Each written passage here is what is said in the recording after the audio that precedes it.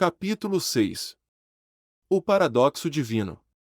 Os falsos sábios, reconhecendo a irrealidade comparativa do universo, imaginam que podem desafiar suas leis. Estes são loucos, vãos e presunçosos que se arrebentam contra as rochas e são despedaçados pelos elementos devido à sua loucura. O verdadeiro sábio, conhecedor da natureza do universo, emprega a lei contra as leis, o superior contra o inferior, e pela arte da alquimia, transmuta as coisas indesejáveis no que é precioso, o que o faz triunfar. O domínio não consiste em sonhos anormais, em visões e ideias fantásticas, mas sim no uso das forças superiores contra as inferiores, escapando dos sofrimentos dos planos inferiores mediante vibrações dos planos superiores. A transmutação, e não a negação presunçosa, é a arma do mestre. O Kybalion. Este é o paradoxo do universo, que resulta do princípio da polaridade que se manifesta quando todo começa a criar. É preciso segui-lo com atenção, pois assinala a diferença entre a falsa e a verdadeira sabedoria. Quanto ao todo infinito, o universo, suas leis, seus poderes, sua vida e seus fenômenos, são como coisas testemunhadas no estado de meditação ou sonho, para tudo que é finito. Porém, o universo deve ser tratado como real, e a vida, a ação e o pensamento devem ser baseados nele, de modo a concordar com o entendimento da verdade superior, cada qual de acordo com seu próprio plano e leis. Se o todo fosse imaginar que o universo fosse de fato real, então pobre do universo, pois ele não teria nenhuma rota de fuga do inferior para o superior, em direção ao divino, e desse modo o universo se tornaria fixo e o progresso passaria a ser uma impossibilidade. E se o homem, devido a uma falsa sabedoria, considerar as ações, as vidas e os pensamentos do universo como um mero sonho, semelhante aos seus próprios sonhos finitos, esse universo se tornaria verdadeiramente assim para ele. E como um sonâmbulo que gira em falso e tropeça num círculo vicioso, sem fazer nenhum progresso e vendo-se forçado ao final, a despertar ferido e vertendo sangue em resultado das leis naturais que havia ignorado. Conservem a sua mente sempre voltada para a estrela, mas permaneçam atentos aos vossos passos, para não caírem no lodaçal, em razão de vosso olhar permanentemente voltado para o alto. Não se esqueçam do paradoxo divino segundo o qual o universo é e não é. Lembrem-se sempre dos dois polos da verdade, o absoluto e o relativo. E muito cuidado com as meias-verdades. Aquilo que os hermetistas conhecem como a lei do paradoxo é um aspecto do princípio da polaridade. Os escritos herméticos estão cheios de referências ao aparecimento do paradoxo na consideração dos problemas da vida e da existência. Os instrutores previnem constantemente seus discípulos contra o erro de omitir o outro lado de cada questão. E as suas admoestações se referem particularmente aos problemas do absoluto e do relativo, que deixam perplexos todos os estudantes de filosofia, e que levam tantos a pensar e a agir contrariamente ao que em geral se conhece como senso comum. E precavemos todos os discípulos, advertindo-os a adquirir uma compreensão profunda do paradoxo divino do absoluto e do relativo, para não se deixarem atolar no lodaçal da meia-verdade. Esta lição particular foi escrita com esse objetivo. É preciso aprendê-la bem. A primeira ideia que ocorre ao bom pensador, depois de ele ter compreendido bem a verdade que o universo é uma criação mental do todo, é que o universo, e tudo que ele contém, é mera ilusão, irrealidade, ideia contra a qual os seus instintos se rebelam. Contudo, esta e todas as outras grandes verdades, podem ser consideradas a partir dos pontos de vista absoluto e relativo. Do ponto de vista absoluto, quando comparado com o todo em si, o universo tem a natureza de uma ilusão, um sonho, uma fantasmagoria. Reconhecemos esse fato, inclusive, do nosso ponto de vista ordinário, porque falamos do mundo como um espetáculo transitório que vai e vem, nasce e morre, pois o elemento de impermanência e mudança, limitação e insubstancialidade, deve estar sempre associado à ideia de um universo criado, quando ele se opõe à ideia do todo, sejam quais forem nossas crenças a respeito de ambos. Filósofos, metafísicos, cientistas e teólogos estão todos de acordo com essa ideia, e a reencontramos em todas as formas de pensamentos filosóficos e concepções religiosas, assim como nas teorias das respectivas escolas de metafísica e teologia. Assim, os preceitos herméticos não pregam a insubstancialidade do universo com palavras mais altissonantes do que aqueles com as quais estamos familiarizados, ainda que seu modo de apresentar o tema possa parecer uma coisa mais assustadora. Em certo sentido, qualquer coisa que tenha um começo e um fim pode ser irreal e não verdadeira, e o universo está sujeito à regra em todas as escolas de pensamento. Do ponto de vista absoluto, nada há de real a não ser o todo, sejam quais forem os termos que usemos em nossas reflexões ou discussões sobre o tema. Quer o universo seja criado de matéria, quer seja uma criação mental na mente do todo, ele é insubstancial, impermanente, uma coisa de tempo, espaço e mudança. O leitor deve compreender esse fato em sua totalidade antes de emitir qualquer juízo de valor sobre a concepção hermética da natureza mental do universo. Deve também examinar cada uma das outras concepções, para ver se o que sobre elas afirmamos não é verdadeiro. Contudo, o ponto de vista absoluto nos mostra um só lado da imagem, o outro lado é o relativo. A verdade absoluta foi definida como as coisas como a mente de Deus as conhece, ao passo que a verdade relativa são as coisas como a mais elevada razão do homem as compreende. Assim, enquanto para o todo o universo é irreal e ilusório, um mero sonho ou o resultado de uma meditação, para as mentes finitas que fazem parte desse mesmo universo e o observam através das suas faculdades mortais, ele é verdadeiramente real e assim deve ser considerado.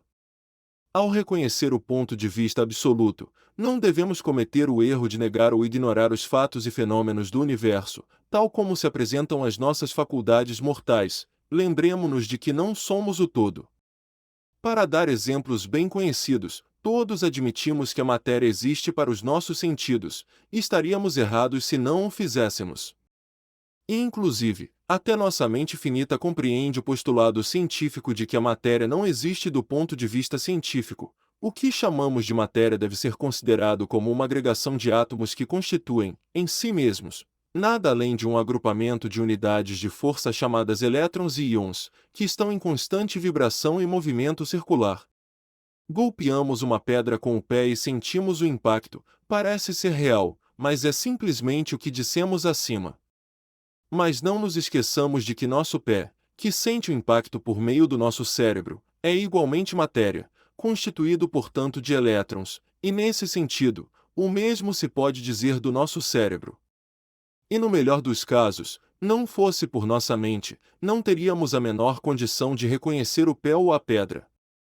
Assim, o ideal do artista ou escultor, que ele tanto se empenha em reproduzir na tela ou no mármore, parece-lhe verdadeiramente real. Assim se produzem os personagens na mente do autor ou dramaturgo, o qual procura expressá-los de modo que os outros possam reconhecê-los. E se isto é verdade no caso da nossa mente finita, qual não será o grau de realidade nas imagens mentais criadas na mente do infinito? Ah, meus amigos, para os mortais esse universo de mentalidade é verdadeiramente real, é o único a que jamais teremos acesso, ainda que nos elevemos por toda uma sucessão de planos, de um grau superior a outro ainda mais superior. Para conhecê-lo de outro modo, como prova nossa experiência atual, teríamos de ser o todo mesmo. É verdade que, quanto mais nos elevarmos na escala, quanto mais nos aproximarmos da mente do Pai, mais evidente se tornará a natureza ilusória das coisas finitas, mas enquanto o todo não nos absorver finalmente em si, a visão atual não irá desaparecer. Portanto, não precisamos nos deter sobre a natureza da ilusão.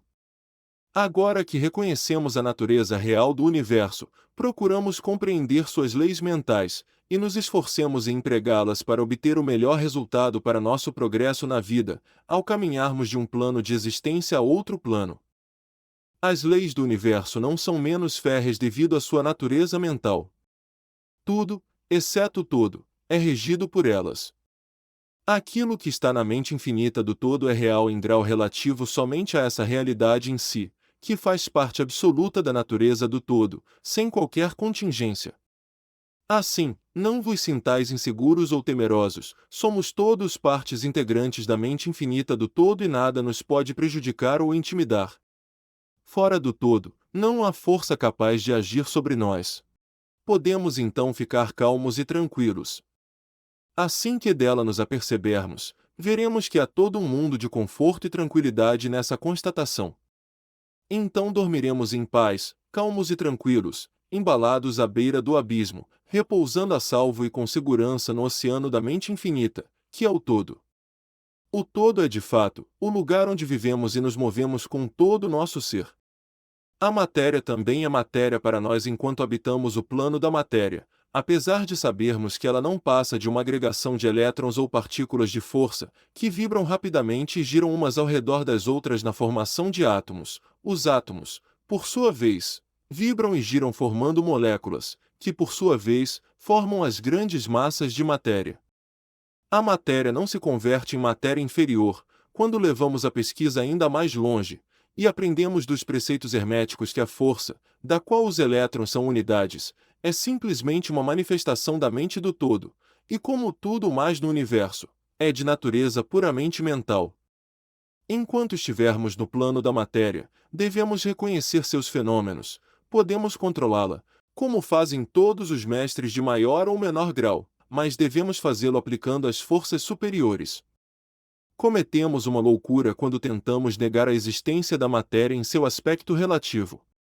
Podemos negar o seu domínio sobre nós, e estaremos agindo corretamente ao assim proceder, mas não devemos ignorá-la em seu aspecto relativo, pelo menos enquanto estivermos em seu plano. As leis da natureza não se tornam menos constantes ou efetivas quando as conhecemos, igualmente, como meras criações mentais. Elas estão em pleno efeito nos diversos planos. Nós superamos as leis inferiores aplicando leis superiores, e exclusivamente dessa maneira. Contudo, não podemos fugir à lei, nem nos elevarmos totalmente por sobre elas. Nada, a não ser o todo, pode fugir à lei, e isso porque o todo é a lei em si, de onde derivam todas as outras leis. Os mestres mais avançados podem adquirir os poderes geralmente atribuídos aos deuses dos homens, e há incontáveis categorias de ser, na grande hierarquia da vida, cuja existência e poder transcendem os dos mais elevados mestres entre os homens num grau impensável para os mortais. Contudo, o mais elevado mestre e o mais elevado ser, devem curvar-se à lei e ser como nada aos olhos do todo. Portanto, se mesmo esses seres mais elevados, cujos poderes excedem até aqueles atribuídos pelos homens a seus deuses, se até esses seres mais elevados estão subordinados à lei, imaginai a presunção do homem mortal, da nossa raça e do nosso grau, quando ousa considerar as leis da natureza como irreais, visionárias e ilusórias, porque chegou a compreender a verdade de que as leis são de natureza mental e simples criações mentais do todo. Essas leis, às quais o todo atribuiu a função de governar, não podem ser desafiadas nem questionadas. Elas durarão enquanto o universo durar, porque o universo só existe em virtude dessas leis, que formam o seu arcabouço e o mantêm unido. Embora explique a verdadeira natureza do universo mediante o princípio de que tudo é mental, o princípio hermético do mentalismo não muda as concepções científicas do universo, da vida ou da evolução. Com efeito, a ciência simplesmente corrobora os preceitos herméticos. Esses preceitos ensinam que a natureza do universo é mental, enquanto a ciência moderna ensina que é material, ou, nos últimos tempos, que é energia, em última análise. Os preceitos herméticos não incorrem no erro de refutar os princípios básicos de Herbert Spencer, que afirmam a existência de uma energia infinita e eterna da qual todas as coisas procedem. Com efeito, os hermetistas reconhecem na filosofia de Spencer a mais elevada exposição das operações das leis naturais que foram promulgadas até hoje, e eles acreditam que Spencer foi uma reencarnação de um antigo filósofo que viveu no Egito, milhares de anos antes, e que posteriormente encarnou como Heráclito, filósofo grego que viveu em 500 a.C. E eles consideram que sua afirmação da energia infinita e eterna está perfeitamente de acordo com os preceitos herméticos, sempre com o acréscimo de sua própria doutrina, segundo a qual essa energia, de Spencer, é a energia da mente do todo. Com a chave mestra da filosofia hermética, o seguidor de Spencer poderá abrir várias portas das concepções filosóficas internas do grande filósofo inglês, cuja obra apresenta os resultados da preparação das suas encarnações precedentes. Seus preceitos sobre a evolução e o ritmo estão em consonância quase perfeita com os preceitos herméticos que remetem ao princípio do ritmo. Assim, o estudante do hermetismo não deve desprezar nenhum de seus pontos de vista científicos favoritos a respeito do universo. Tudo o que se lhe pede que faça consiste em aprender o princípio subjacente de que o todo é mente, o universo é mental, está contido na mente do todo. Ele se dará conta de que os outros 6 dos 7 princípios irão ajustar-se a seus conhecimentos científicos e servirão para trazer à luz pontos obscuros. Nada nos deve parecer estranho ao encontrarmos a influência do pensamento hermetista nos primitivos filósofos gregos, em cujas ideias fundamentais se baseiam em grande parte as teorias da ciência moderna. A aceitação do primeiro princípio hermético, o do mentalismo, é o único grande ponto de diferença entre a ciência moderna e os estudantes hermetistas, e a ciência vem se aproximando aos poucos das posições herméticas, na marcha cega que ela empreende para encontrar um caminho que a tire do labirinto, em que tem vagado em sua busca pela realidade. O objetivo desta lição é gravar na mente dos nossos estudantes o fato de que, para todos os intentos e propósitos, o universo e suas leis, assim como seus fenômenos, são exatamente tão reais, naquilo que diz respeito ao homem, como o seriam na hipótese do materialismo ou do energismo. Sob qualquer hipótese, o universo, no seu aspecto exterior, é mutável, sempre cambiante e transitório, e por esse motivo, privado de substancialidade e realidade. Mas, estejam atentos ao outro polo da verdade, sob qualquer das mesmas hipóteses, somos compelidos a agir e viver como se as coisas transitórias fossem reais e substanciais.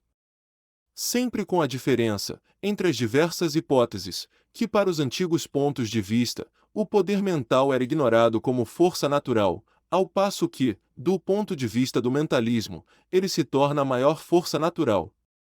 E essa diferença revoluciona a vida daqueles que compreendem o princípio, as leis e as práticas que dele procedem. E assim, finalmente, todos os discípulos devem compreender as vantagens do mentalismo e aprender a conhecer, usar e aplicar as leis que dele resultam.